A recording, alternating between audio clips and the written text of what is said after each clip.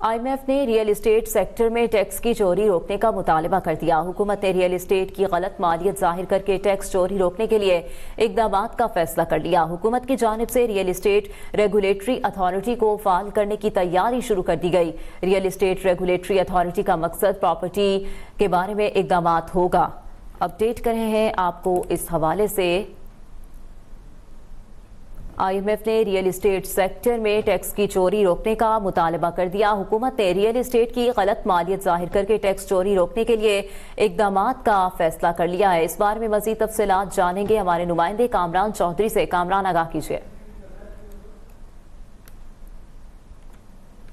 का बाकायदा आगाज हुआ है और साथ ही खबर भी आ गई है कि रियल एस्टेट सेक्टर को मजीद रेगुलेट करने के लिए हुकूमत सख्त इक़दाम करने जा रही है और IMF की ही तजावीज़ हैं जिसके बारे ये रिपोर्ट अब जो है वो IMF को पेश भी की जाएगी। हुकूमत ने रियल एस्टेट सेक्टर की गलत मालियत ज़ाहिर करके टैक्स चोरी रोकने के लिए इक़दाम का फैसला किया है और रियल एस्टेट रेगुलेटरी अथॉरिटी के फाल करने के लिए जो है वो तैयारी शुरू कर दी है। रियल एस्टेट रेगुलेटरी अथॉरिटी का मकसद प्रॉपर्टी बारे सख्त इक़दाम करना होंगे। अथॉरिटी गलत मालियत ज़ाहिर करने पर सजाएं और जुर्माने भी कर सकेगी, जबकि अथॉरिटी में रजिस्ट्रेशन न करने पर 50,000 से 5 लाख रुपए तक जुर्माना भी आयद किया जा सकेगा।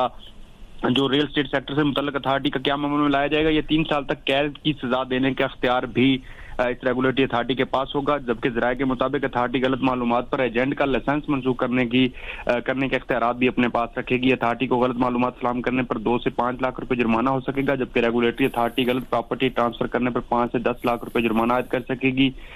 मतलूबा दस्तावेज फराहम न करने पर 50,000 से 2 लाख रुपए तक जुर्माना जो है वो भी उसका भी इख्तियार इस अथॉरिटी के पास होगा। हुकूमत की जानिब से ये तमाम तजावीज़ जो है वो तैयार कर ली गई हैं। IMF के मुताबिक पर जो है वो हमें इस हवाले से अपडेट कर रहे थे।